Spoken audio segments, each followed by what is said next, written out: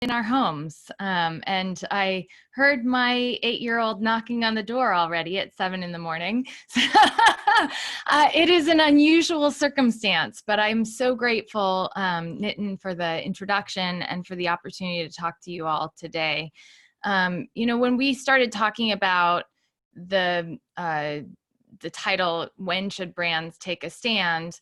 I started thinking about this moment that we're in history where we really have seen just in 2020 so much of the world in turmoil, whether it was, watching China, obviously in Wuhan, deal with COVID first, then of course Italy, and now in the United States, we're certainly in a moment of reflection.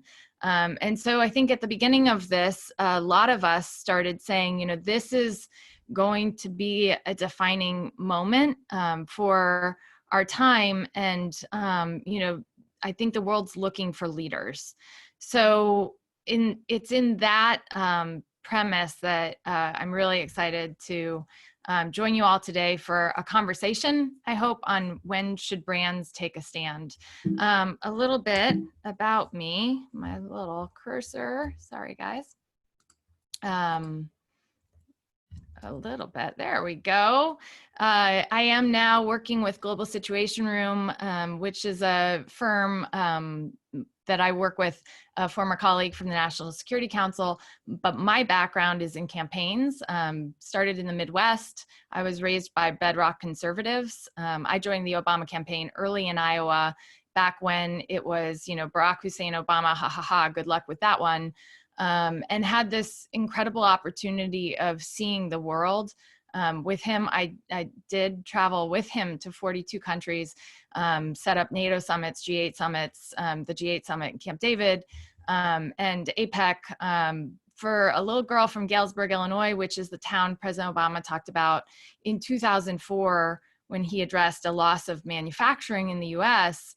To see the world stage was a very unusual experience. So I try to speak about the political lens without as much of a partisan stance, but rather, as someone who has seen kind of both sides of the aisle and really believe that there's more opportunity for us working together to solve global problems around the world.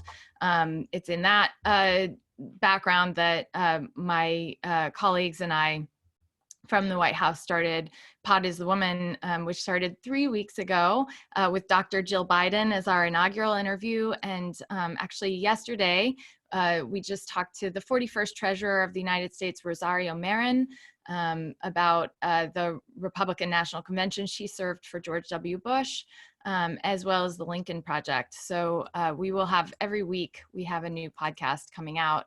As we already said, Global Situation Room works with brands that transform the world, and brands that want to make sure that they're solving problems around the world as a fully integrated partner of Porter Novelli. We work on crisis and reputation management, thought leadership, and global positioning because we do believe that the future is certainly an interconnected one. Brett, my colleague, who I already mentioned, was Director of Global Engagement on the National Security Council and worked with me on some of the biggest summits that President Obama had with young entrepreneurs and with people around the world. We also work with a network of former US ambassadors who have either retired or left foreign service and are looking to consult on projects and organizations around the world. So it's in that background that we did a survey after we started seeing all of these issues hitting companies and really putting brands in a vulnerable position, that we surveyed our ambassadors to say, what do you think would be next that brands should be concerned about or thinking about their positioning on? And if you look on the screen, we have the results. the number one thing that ambassadors told us that brands should be thinking about is taking a stand for democracy and elections. We'll get into that. It doesn't have to be political. You can take a stand for everyone to have a right to vote without taking a political stance. But it is something that we see the vulnerabilities that could exist going forward, and that is the top issue. Obviously, I'm speaking with you today, aware that it's Women's Equality Day in the US. There's a lot of division.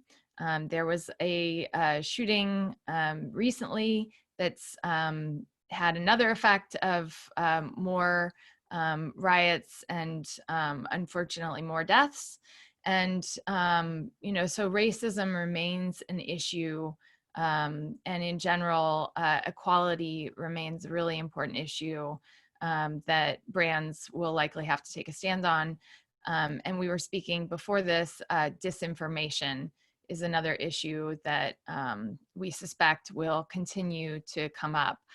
We've seen this, with campaigns and with brands, how there can be disinformation out of the most unexpected of places, and all of a sudden you as a brand are having to take on the viewpoints of many that that may be outside of what you expected.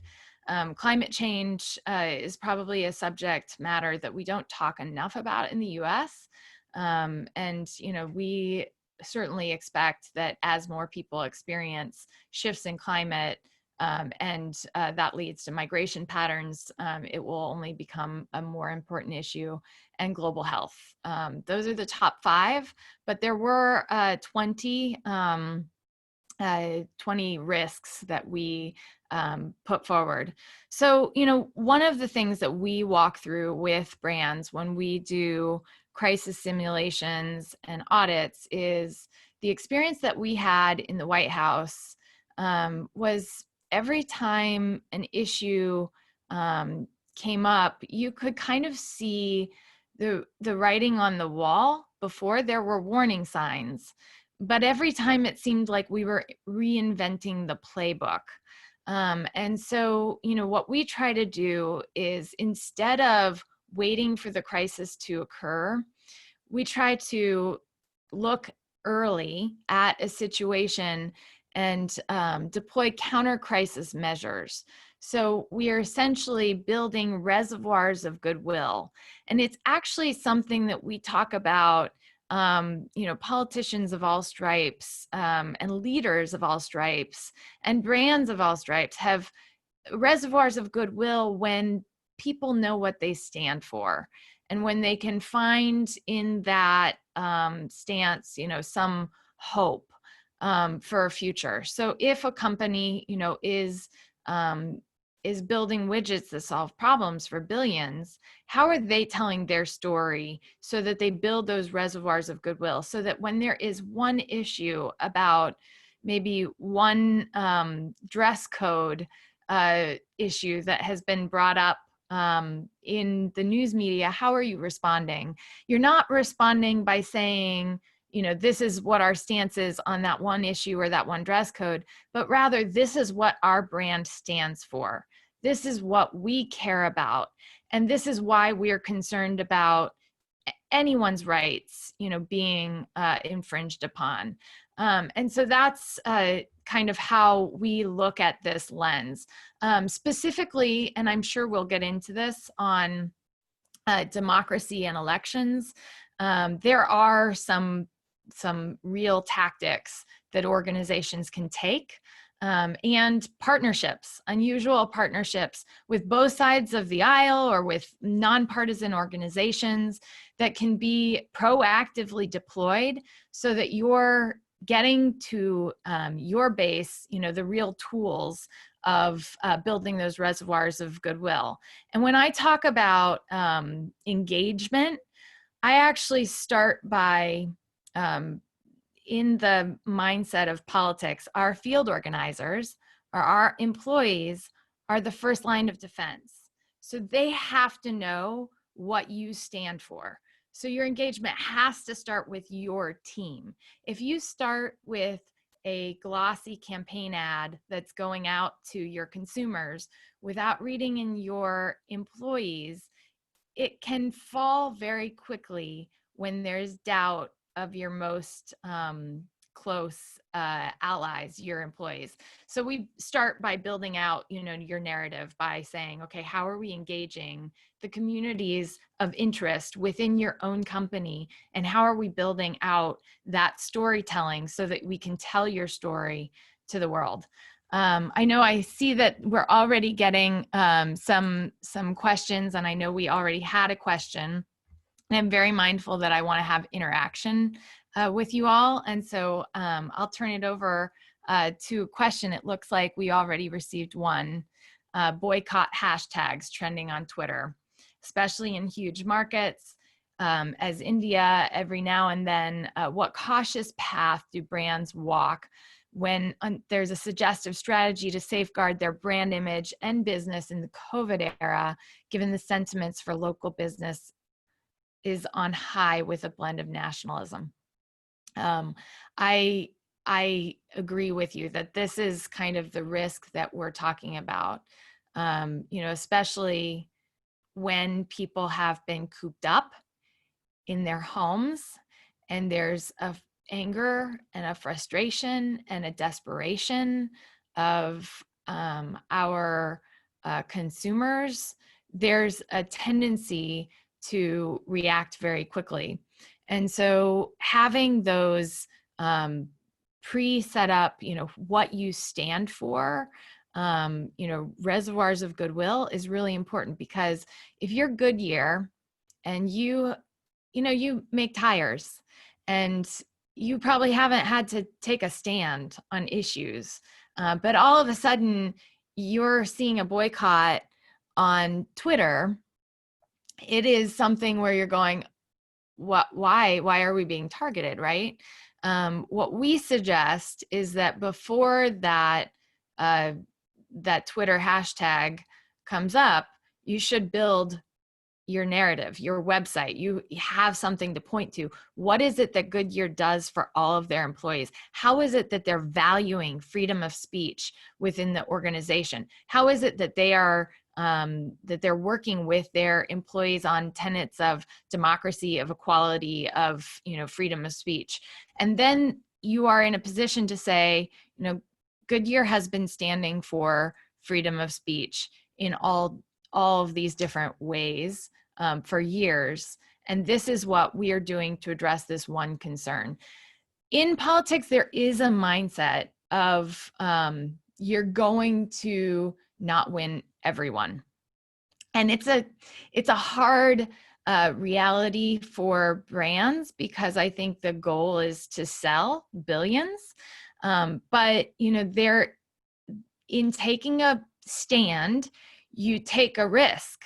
And weighing that risk is actually really important, because, if you're asked to take a stand on an issue that is not authentic to the brand, it could fall flat and be very outside of your credibility.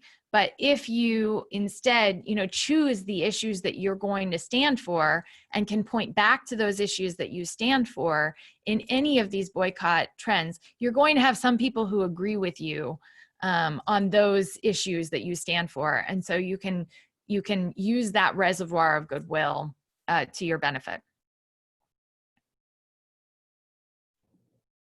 Great. Do we have any more questions? Johanna, I have a question for you. Yeah. While we have other questions coming in. You talked about brands taking a stand, and we've seen that happen a lot in the US and some other markets. But in a market like developing markets like India, for example, can brands actually take a stand which goes against the establishment? Is that what brands should start doing? It's a really good question. India, I loved India. We were talking about, I visited India twice with President Obama. I did Mumbai when we did the town hall with students, and we did the CEO Summit, as well as Republic Day. And, you know, India is such a rich country in so many ways, in preservation of culture, in the just vibrancy of so much. And I think you don't have to go against a political figure to talk about what you stand for. So, you know, in that sense, you can talk about, as a brand, the freedoms and rights and the goals of your organization in a way where you're not necessarily attacking or, you know, taking a stand on a specific political leader of the party in power. And especially right now, when we don't know who the party in power is going to be, it may not be a wise decision to walk down the path of, you know, resistance. And I often say here in America, I am actually against a resistance because I think a resistance does nothing for the American people.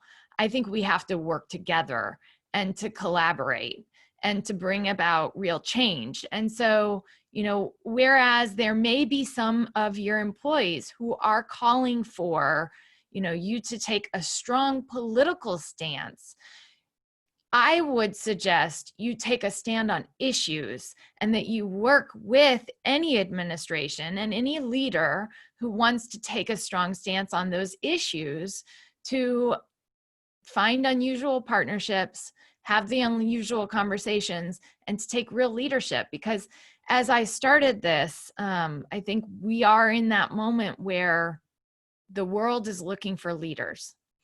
And we're going to see brands defined by this moment of what they did in the worst of our times, not the best of our times. Rosario Marin, who was on our podcast yesterday, said, a leader is not judged by when everything is going great.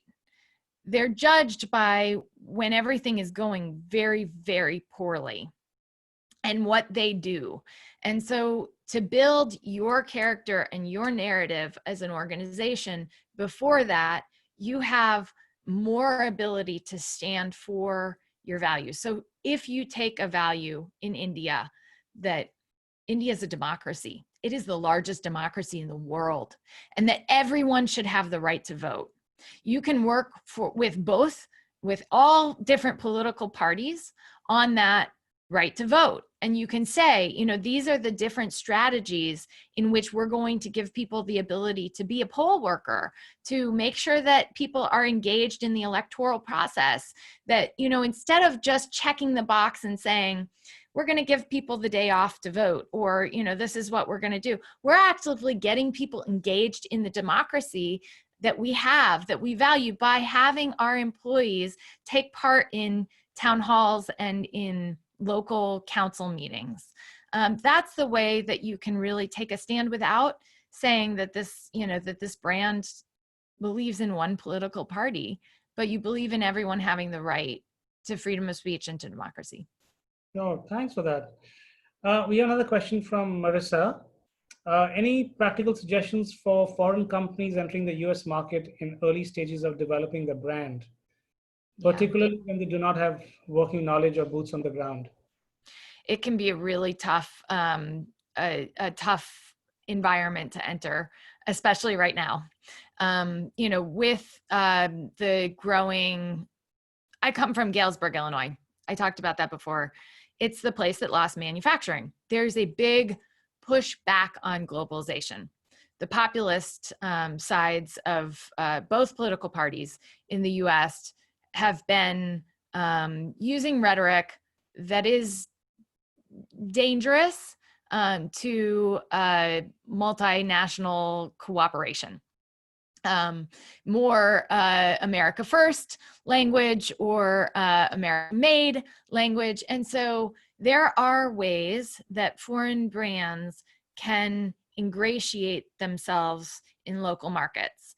And we talk about that for the US and for around the world.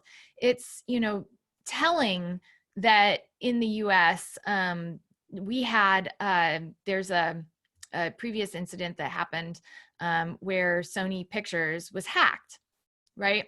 And Sony was not an American brand, but because Sony had so ingratiated themselves in America and had such a robust American presence, when that hack happened, people were saying, why would you mess with our company, right? That takes really being thoughtful about your entry strategy into a new market, finding people who you can really trust locally to help you get to know what market you're entering, not just looking at it as, okay, you know, America can't solve for this pandemic, so I'm going to be the savior and go in and help them. Or, you know, someone can't do this, I'm going to be the savior. You know, the savior complex is the problem that we're having in America. I think the best brand strategies have a humility in which you operate, where you want to learn about the people you're serving. And when you learn about the people you're serving, you'll slowly but surely find those really thoughtful collaborators who will end up being your right hand in country and can help you expand to that market, whatever the market opportunity is you've identified. Thank you. Question from Andras. We hear a lot about astrosurfing as a great ethical challenge in PR. As brands take a stand for social climate issues, they might like support from grassroots organizations. Where do you see the responsibility of PR practitioners supporting brands on purpose-driven campaign strategies, not to fail with astroturfing? So I think, you know, the astroturfing here, it can be a short-term strategy, but can end your brand in more trouble than sometimes it's worth. You know, at Global Situation Room, we really do work on figuring out ways in which we are not building a false campaign, because the whole thing of astroturfing is building that grassroots movement, or, you know, the looks of a grassroots movement. But when you do that, it can fall really fast, especially when people realize you've been doing it. And I saw this happen to a colleague who I actually have worked with before. A colleague who has been on the Republican side of the aisle was working with a large multinational corporation on some of this, you know, building fake grassroots movement. And when it was found out, not only did the you know, organization get called to testify, but there were significant consequences to everyone involved. So while you can look at a shortcut to brand credibility as a way to, you know, raise awareness in a market, if you do that without the reservoirs of goodwill, your brand will fall fast when challenged. And so I would just be very cautious in someone who tells you that there's a very quick solution digitally, because it may not be sustainable in the real world with real engagement. Does that answer that question? Yeah, thank you. A question from Ludwig. In some cases, interests and values of brands may differ from that of its stakeholders and interests of the business at large. As communicators, how do we inspire organizations to do the right thing? Yeah. You know, there are debates anytime you take a stance. And this is true for a political campaign. It's true for a brand, an organization. And for us to believe that inside boardrooms, everyone agrees is just simply not true, right? So the first of the engagement is with your, sorry, is with your, your team. And there are going to be hard questions of why are we taking this stand? We had that in the Obama administration. I mean, there were real concerns, and I heard them after the administration about what we did or didn't do on immigration in particular. There on immigration, there were significant challenges with the climate and with the rhetoric, and so some of what I faced when I moved to California was people telling me that President Obama was deporter in chief. And there have been books that have come out afterwards on some of the people who said they wanted to do more to reform the immigration system that is unfair and takes advantage of people in our country. So, the truth is, at the time that President Obama was in office, we didn't all agree on those issues. But we didn't go out and publicly talk about our disagreements because we had ways to effectively channel our frustrations or angsts to the people who needed to hear them.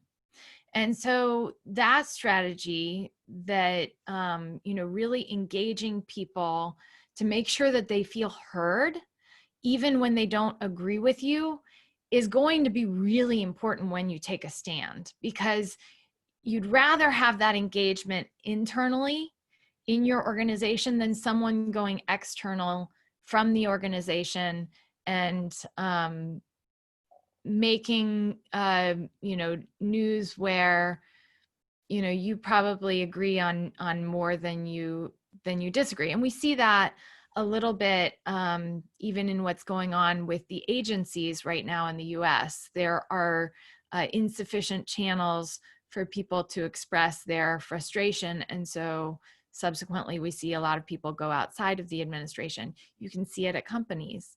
And so, that can be another vulnerability for your company if you don't have that internal communication aligned so that you are listening to your people. So listen to your people first. Then when you've decided, when the majority around that table has decided we are going to take a stand, have that Q&A written out for all of your team members of why it is that we think it's so important to take this stand. And we know not everyone's going to agree with us, but we think it's important that we take this stand because the world is watching, and we want to be a brand known for standing for what's right, and spell out how this long-term is good for the company and good for the shareholders and good for all employees' jobs. That's one thing we've talked about with some of our clients here is the Business Roundtable took a stand saying that, people need to have a compassionate brand, that, it's important to think about your consumer, that doing good is, vital for business. And I think that what we see in the companies that are doing the best is actually they take it a step further. They're doing this because it also benefits their shareholders and their employees, because when you solve problems for the world, and when you are actually engaging the world, your company is going to be more sustainable, more global, and that solving problem for billions of people, that's what creates billionaires. So, the goal of our companies and organizations should always be to communicate why it is that we're taking that stand. Thank you for the question. Thanks, Johanna. We had questions coming in. Question from Xavier. This is something we were discussing earlier, actually, on fake news. As media across the world becomes really biased and openly partisan, often peddling fake news, how do you navigate that as a brand if you're on the receiving end of it, or if you want to take a stand on it? So that's something that's been pretty prevalent in the US, I guess, more recently in India as well, and I guess across the world. Yeah, I mean, that is the truth, is that, when we're seeing, I was thinking about this morning before we were getting on. This moment, again, it comes at the same time that journalism has lost its business model.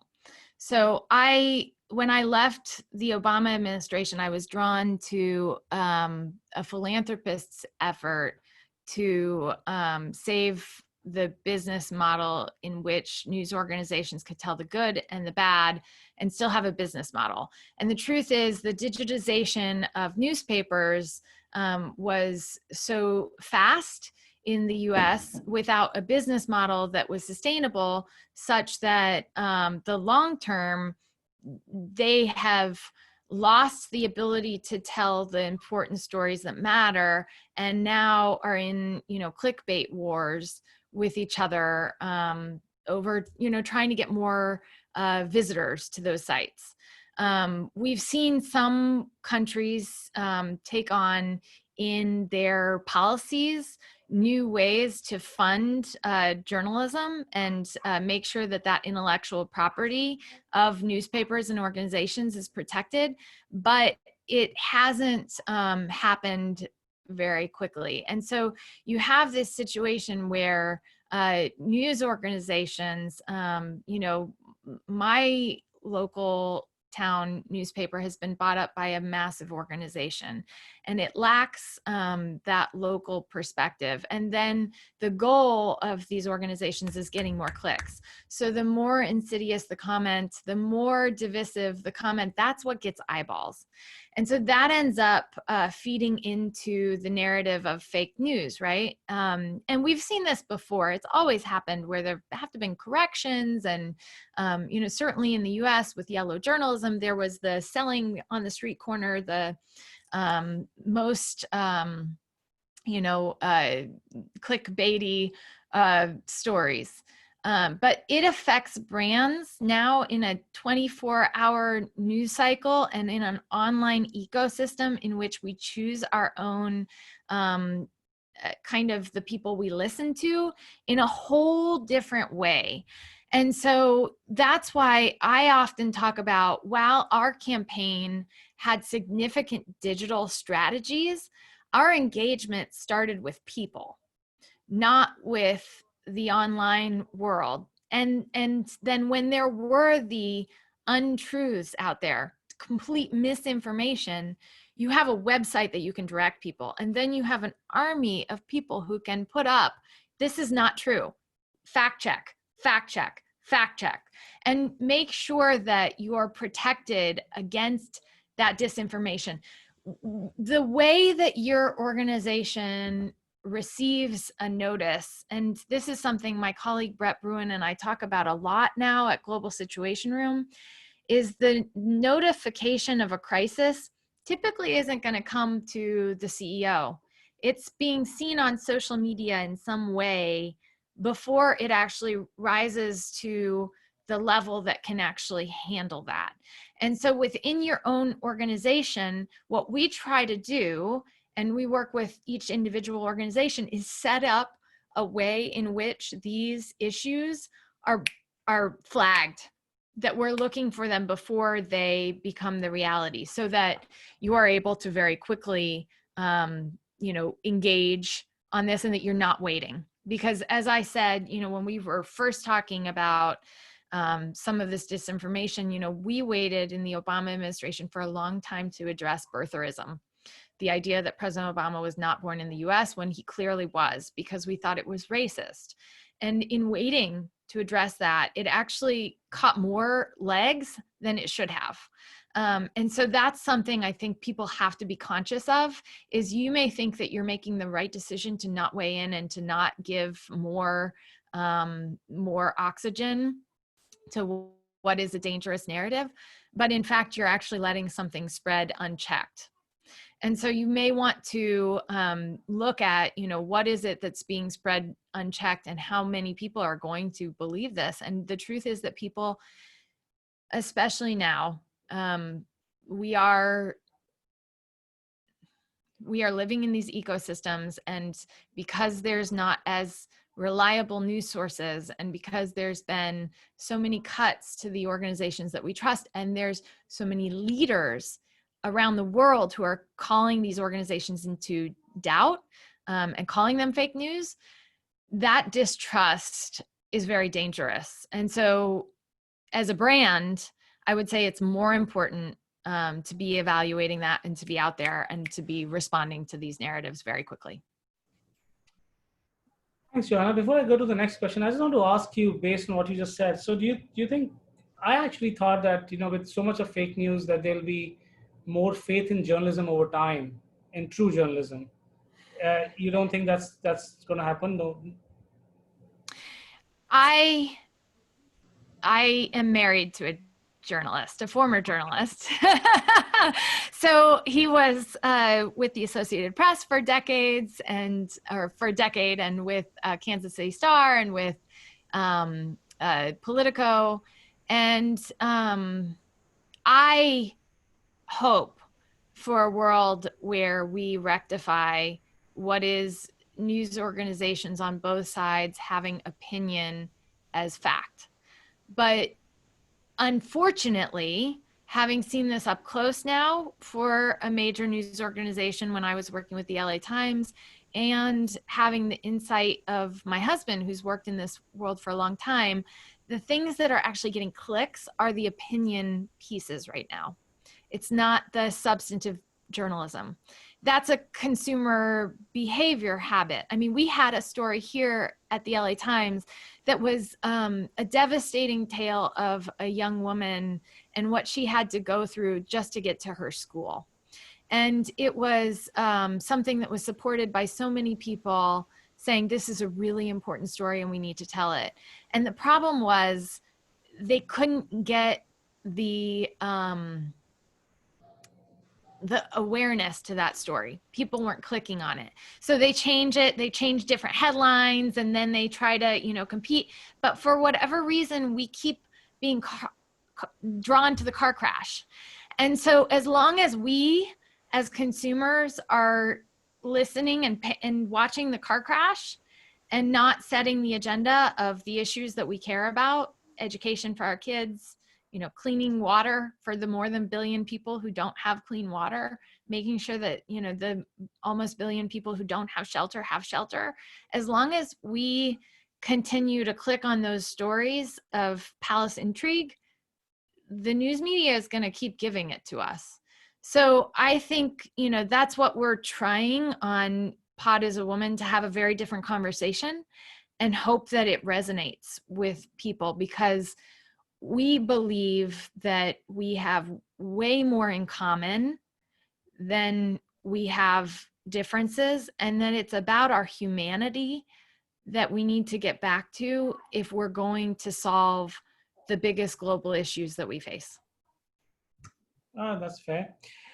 Okay, another question from Surya. These days, geopolitics is impacting brands and companies. Reference TikTok. Yeah. How do you foresee this trend impacting brands and businesses in the future? In fact, this whole geopolitics is really changing even in Asia.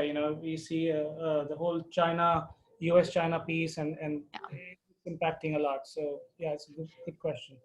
Yeah, no, and I think, in India, you have a unique vantage point as well. I mean, the Obama administration, we saw the situation where, you have India 1.3 billion people, China 1.4 billion people. These are the largest, countries in the world. These are significant forces. And I think, with President Obama, I visited China. In fact, I was involved in the effort to get the Chinese President Xi to take a question from US press, which went to Mark Landler from the New York Times.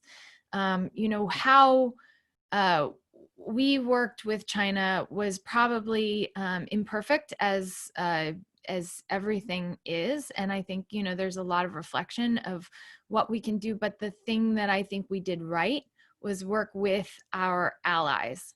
So our trade rep, who worked on the Trans-Pacific Partnership, was really trying to get our allies who all agreed on a certain basis, which may not be perfect, but it was something, to come together and to find agreement and to isolate any bad practices of one actor. You know, in working with China, it was just a fascinating experience. I remember my first encounter. We did, well, there were a number, but there was a UN meeting where we had it was a bilateral meeting at the Waldorf, and our press corps actually got in a fight before they were walking into the meeting. And I got called, I was in with a Secret Service agent working out the bilateral negotiation, and had to come out. And our press, one who spoke Mandarin, was saying they said charge, and it was just this contentious relationship. And it was like, oh my gosh, you guys. So throughout the Obama administration, I ended up changing our protocol so that when I walked journalists into meetings, or had my team walk journalists into meetings, I started by lining them up. One American, you know, one Chinese journalist, one American journalist, one Chinese journalist, you're holding hands and you're walking in together. And it was not without issue, because then I did Copenhagen. Copenhagen was the climate change conference where we had a meeting with Premier Wen Jiabao, and he walked out before the photo spray. So at that point, when he walked out, our press was very angry, because we do have a free press here, and they have a for-profit model. They need those pictures to sell their product. So when they had to get an official photo, that's very frustrating to them. So of course, you know, when that happened, they're yelling at us, our counterparts are yelling at us, you know, it's all going, oh my gosh. So then we ended up storming into a meeting where China had pulled together Brazil, India, South Africa, and we're, you know, working on derailing the climate negotiation. And President Obama sat with the leaders for more than an hour, in which we were not allowed to have press recording, where he talked about, you know, the shared, you know, humanity that we all have. And yes, we realize that, you know, every country's in a different situation of development, but how can we do it smarter from the get-go?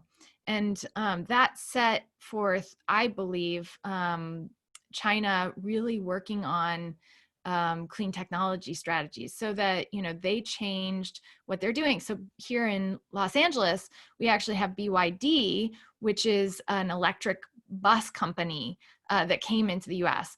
There's been back and forth, even within the state of that company and our company, going back and forth. And that geopolitics, I don't think is going to change. Countries are going to have to deal with that, but they need to handle their public affairs entirely differently than they have before. Because before, where you could have just, you know, engaged Washington, D.C. and Beijing, that's actually not the sentiment you need to control. You need to control the sentiment. You need to make sure you have the goodwill with the people throughout those countries, and not just in Washington or in a location of power around the world, if that makes sense. Yeah, that's interesting. So it's a larger canvas now to deal with than just couple of countries. So next question is really from Samiksha. To what extent should social listening drive the ideology of a brand, given how it might go against the existing one? Is it okay for a brand to have a vulnerable vision in that case?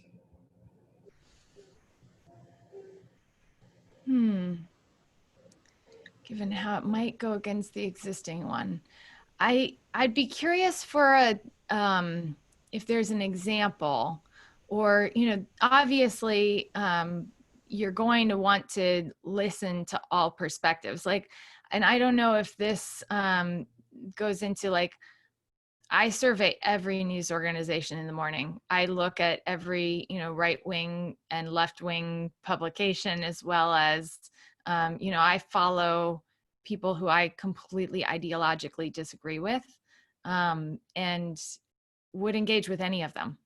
I, go on Fox regularly, even though I, have significant concerns about some of the misinformation that comes out of that network. And I think that you have to be able to respectfully disagree, but in order to do that, you have to know what you stand for. So I guess I'd be curious how maybe the example of how it could be different, but I think, in showing that you're listening, you're not always agreeing with everything you're listening to, if that makes sense. And I think it's not a vulnerable vision as much as it is humility, that I would say is important, because I think we're all in this moment of a pandemic, changes in our economy, digitalization, that some of us are still behind with our businesses, and there's a fear that people have, and I think it's okay to acknowledge that fear that we have, and to say it's only together that we can solve these problems, because I think that's, if you tell the truth and you're a leader who tells the truth, even when it's really hard, you'll have more respect long term than those who take a shortcut and take a stance just because it's politically short-term gain. Does that answer that question? Yes. I'm also happy to have interaction if people want to come on camera and, and talk about questions. I know we're close on time, but I'm very much looking forward to engaging. I know Global Situation Room, through our partnership with Porter Novelli, does have a presence, but we collaborate with organizations and really look to collaborate with organizations around the world, because I do think this is a moment that we all have to reinvent what we're doing. Yeah. You were from Xavier. You worked with Obama. What would have been like? Sorry, working with the current president or somebody similar. Yeah. Oh, that's a You tough know, one. I say I think I was most lucky because I worked with a predictable principle, not just about the politics, but I knew that what he said was what he would do, and I say this all the time about the team that worked for Bill Clinton. Probably had more similarities with the current President Trump than and we probably had more similarities with President Bush, because they were predictable principles. You could expect, like, President Obama was going to go back to his room and play cards. It was like, this is what was going to happen. Whereas there are other leaders who are very unpredictable and kind of are all over the place. And that is a leadership style. And when you are working with that leadership style, you have to recognize the vulnerabilities and the potential, gains in working with a leader who's unpredictable. And I think you have to brace yourself against that by talking about what you stand for. So, again, because I'm against a resistance, I would work with the current administration where our visions aligned. So, if they were to ask if I was a, brand leader that they wanted to engage me to go to the White House, I would go, because it's the White House. It's the President of the United States of America. And I would define that the reason I'm going there is because it's the President of the United States of America. And I would never turn down the call from the President of the United States of America, but I will never give up what I stand for in taking that call. And so when, you know, when the people who are working for this administration go to the press to tell them that they're worried about this president, but don't stand up publicly, I think it's probably not as effective. And even more than that, you know, raised in the Midwest, my family believed that you tell people what you think and that you don't hide behind, you know, some, you know, having no identity or a anonymous letter or something like that.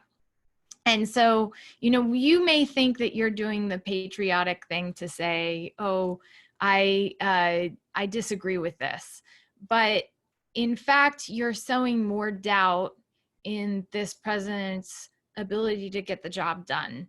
And so, you know, I think that President Trump has faced the same level of questions and criticism that any other leader has. Because I've seen up close people call President Obama a liar, that he wasn't born in America, that, you know, like the worst of things. And that happens in politics. It's a divisive moment, and it's people have benefited in political power by just standing against everything for long enough that and we've allowed them to, that this has, you know, become a moment not just in the US but around the world. And so, you know, there's a certain segment of the population here in the US that believes President Trump when he says he has faced more resistance than any other president. And I would say that's not true, that every American president, because we're a free country, has had a resistance. The thing that's changed during the Trump administration, specifically in the press briefing room, is that organizations that are very press organizations that are very one-sided, including OWN, come in and get called on first and last in a lot of these briefings. And that's dangerous. That's something that I saw with, you know, Hugo Chavez when he had a paparazzi pack around him. I believe that, you know, we are best when we answer any question, including the hard questions. And so for this administration, you know, I think that they've changed certain norms in a way that's really dangerous, that's not going to help in any side if they get power. And so, you know, I think President Trump, I would never wish a president of the United States ill. I would always root for their success. But I think that the victimization of that office is actually very dangerous to our democracy. And I think that we've got one more question that's been addressed.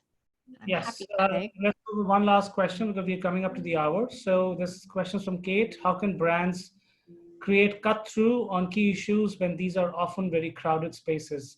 Yeah. And how to avoid seeming to just be jumping on the bandwagon?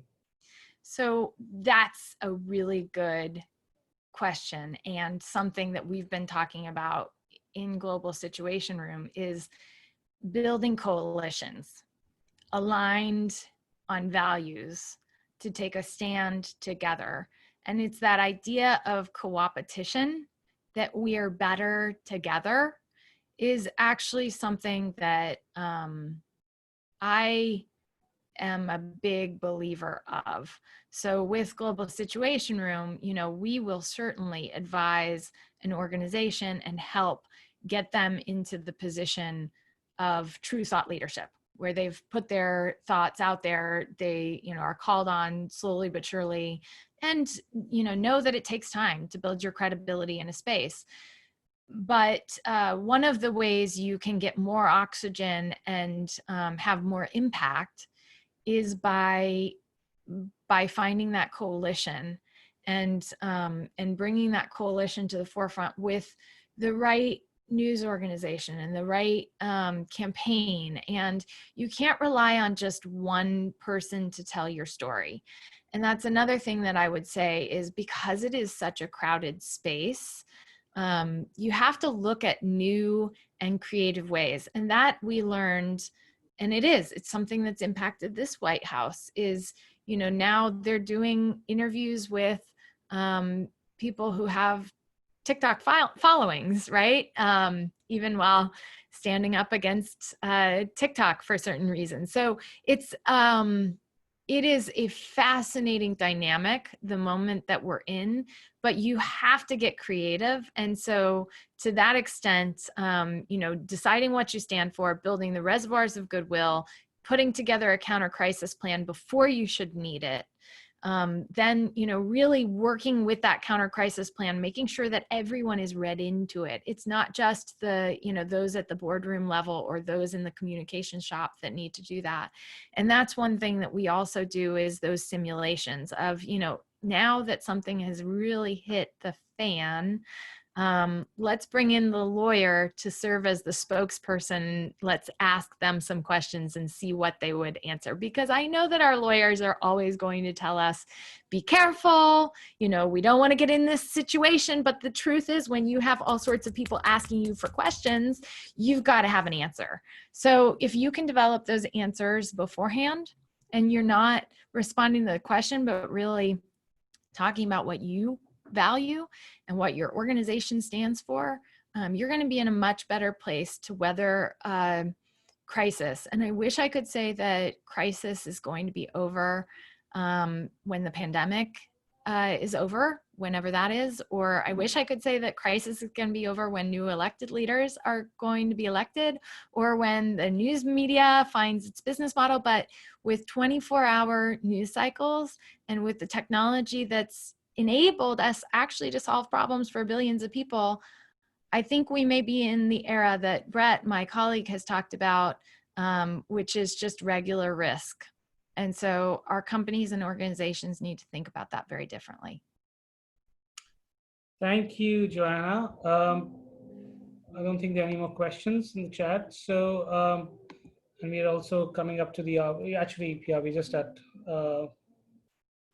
we through the hour now. So thank you so much. It was fabulous listening to you. And I'm sure everybody's enjoyed this discussion. So thank you. And I hope the election goes well. And we'll all, I think everybody's really watching this election across the world, honestly, coming up in November now. Well, please do tune in to Pod is a Woman. We will have weekly insights with all sorts of different elected leaders, but also do reach out to us at Global Situation Room. We know that the world is watching, and we're happy to provide insights. And more than that, I think together we can actually solve global problems. And I can't wait until a day where we can meet again in Delhi or here in Los Angeles. Thank you. Thank you very much. Thank you, everybody, for joining in, and look out for our next Eco Speaker series in September. Thank you. Thank you.